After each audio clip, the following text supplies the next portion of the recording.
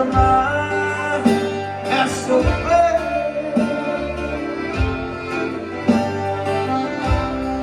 Uma alma de amor explode a ver.